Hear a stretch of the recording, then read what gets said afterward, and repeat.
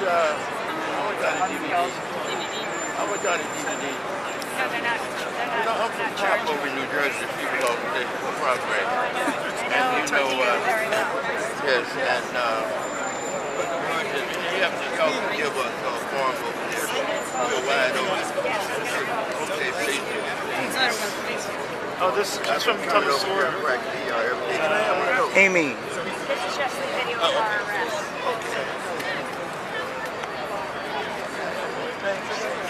Sharif, I don't know if you've already commented. I couldn't hear when you were talking and facing the other way. Could you speak a little bit to the serendipitous timing of this judgment for you guys and the arrest and what's going on down here in Manhattan?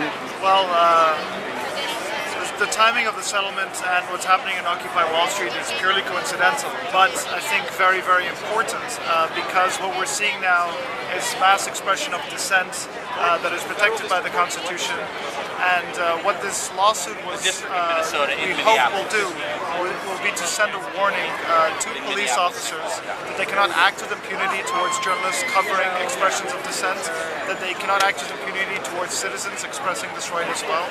And we hope it delivers this message. Maybe it won't, but we feel that this kind of news makes a dent, no matter how small, in police officers' sense of entitlement to crack down on protesters and not have any repercussions as a result. I had asked you earlier if you had a chance to address your arresting officers. I meant more after the arrest and during any of the litigation. Since I was arrested and put in prison jail, I never saw the officer again. Thanks. You're a journalist. Yes. What happened to you? So on September 1st, 2008, the first day of the Republican National Convention in St. Paul, myself and my colleague Nicole Salazar were working for Democracy Now!, which is a public radio and TV news hour hosted by Goodman. We were covering a protest on the streets of St. Paul. Nicole was filming. There were a lot of police around. At one point, the police rushed in and arrested a few dozen people, including Nicole. Nicole was arrested while she was filming. She was wearing very clearly a large press pass. She was yelling, "I'm press, I'm press." They forced her back. She had nowhere to go. Her face was bloodied as she was taken down and she was handcuffed. I saw this happen, so I approached them holding my press pass out, saying she's a journalist, I'm her colleague, let her go. Police turned, arrested me, threw me against the wall, threw me on the ground, kicked me in the chest, and I was arrested. Democracy colleagues saw what happened. They called Amy. She came over. By then the scene was very calm. She approached one of the officers saying, "Can I speak to your supervising officer?" We arrested two of my colleagues. She was dragged to the line and arrested as well. That was protest like this about the dissent of this thing. Well, it was for the Republican National Convention in 2008 in St. Paul. So it was a march that happened near the convention center in St. Paul. Thank you. On an unrelated topic, you discussed a little bit about Tahrir. Any thoughts about current affairs and the state of the military courts? How are journalists being treated there now? Well, in Egypt right now, what we succeeded in doing is getting rid of the dictator, but not the dictatorship. And so we have the Supreme Council of the Armed Forces ruling the country right now and engaging in the same type of crackdown on dissent and anti-democratic measures that Mubarak did. They've tried 12,000 people in military trials from February 11th until today. So the revolution continues in Egypt and people are still taken to the streets despite this kind of crackdown by the military. Thanks. I mean, what people are doing here is exercising their right of dissent. Dissent will save this country. It's what this country was founded on, and it must be protected. To hear what has taken place over the last weeks with some of the largest mass arrests in U.S. history is unacceptable.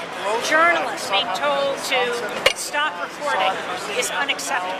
Journalists being arrested, protesters being bloodied and You never know what can happen. This is a very serious issue that must be documented. Why we as journalists must be able to do our job. Because it is the documentation that changes the world. To be able to broadcast what happens is what leads to change.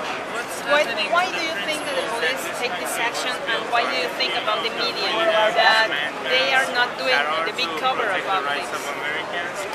We are now in the third week. The media is increasingly covering what has taken place. The media, the corporate media, there's a lot of talk in the mainstream narrative does not generally cover grassroots movements, unless it's the Tea Party.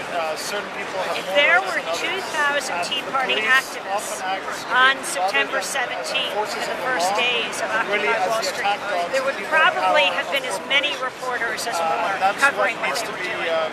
But the fact that these people represent progressive forces all over the country, actually people across the political spectrum, across races, across ethnicities, across political parties. This is what needs to get documented. It so often doesn't. What do you think the police take this action about? I was shocked that I wasn't let go immediately when they saw I was a journalist. The fact that I was arrested very well. Police will much more likely misbehave if they know there's no camera on. Which is why the bad police officers tell journalists to turn off their cameras. The good police officers understand that it's the practice of journalism that will save us all, that protects us by exposing what is happening to the deadline. It's a financial settlement of $100,000. ABC and television in New York, collecting different voices. Yes. Training program for police officers, how to deal with My name is Amy Goodman, and I am the host and executive producer of Democracy Now!, which is a daily, global, public television and radio news hour. We broadcast in over 950 stations around the world.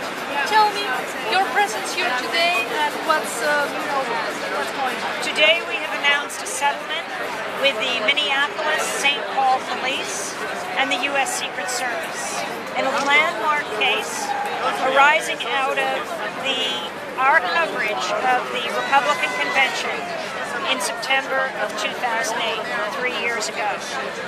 On the first day of the convention, my colleagues Sharif Kouddous and Nicole Salazar, both Democracy Now! Producers, were covering the protests in the streets. The police moved in, they beat them down. Nicole was filming the protest. She did not plan to film her own bloody arrest, but that's precisely what happened. The riot police moved in on her, and as she shouted, "Press, press," showing her press credential, filming at the same time, the riot police shouted, "On your face," and took her down from the front and from behind. Knee or boot in her back, dragging her legs so it was bloody in her face. And the first thing they did was pull the battery out of her camera. If you were wondering what they wanted to stop happening, Sharif Abdel Kouddous was telling the police to calm down. They threw him up against the wall, kicked him twice in the chest, and they took him down, bloodying his arm. I was covering the convention on the floor of the convention, interviewing delegates at the Republican convention in St. Paul.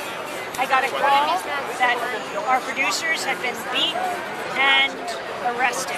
I raced out of the convention to 7th and Jackson, this parking lot in St. Paul where they were arrested. Riot police had lined the area. I went up to them and said, "I want to speak to your commanding officer. 2 of my reporters are inside. We need to have them released. They are credentialed like I am, showing them the conventions I needed that allow me to interview presidents and vice presidents. Most importantly, they're issued by these federal authorities." It wasn't seconds before the police ripped me through the line, twisted my arms back, slapped the handcuffs on, pushed me up against the wall and onto the ground. As Sharif and I, both handcuffed, were demanding to be released, indicating our trespasses around our necks, the Secret Service came over and ripped the credentials from around our necks. As I was taken into the police wagon, that's where I saw Nicole, her press pass around her neck, her face bloody. Sharif and Nicole were taken to jail facing felony riot charges. I was taken to the police garage where the cages were set up for the protesters. Ultimately, because of tremendous response, tens of thousands of people emailing, calling, tweeting, the video of our arrest online, the most watched YouTube video of the first 2 days of the convention, we were free. Your presence here today, particularly. The settlement took place on Thursday night in Minneapolis, the final negotiation, which meant that we got a landmark financial settlement as well as an agreement from the St. Paul police that they would train their officers with our input, the Center for Constitutional Rights input, ACLU's input, and the lawyers and the Reporters Committee for Freedom of the Press and how to deal with press.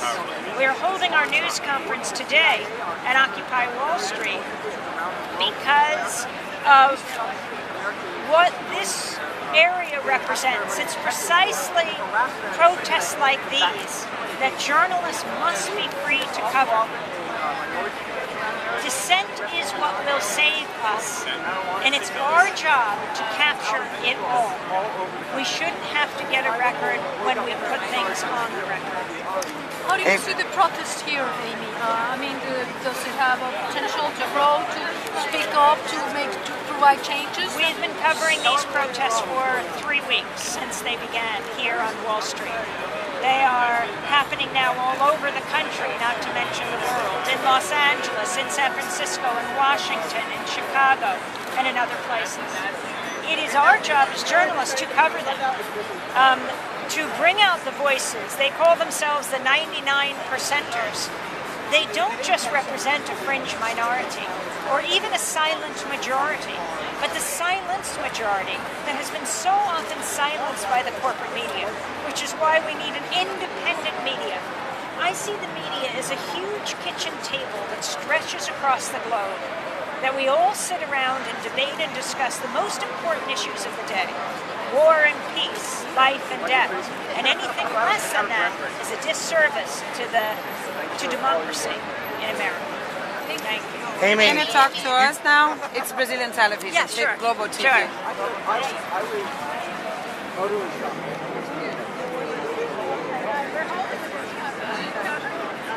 I'm sorry. You were there on Saturday? No, let's speak in English about it. We were there on Saturday. Many years. They did speak. Yeah. So you were there on Saturday? Tell me. Yeah. No. We're here. We're holding a news conference. I'm a journalist, and we're announcing a landmark settlement that we achieved on Thursday night in Minneapolis and St. Paul. This settlement arose out of our arrests at the Republican Convention, September 1st, 2008.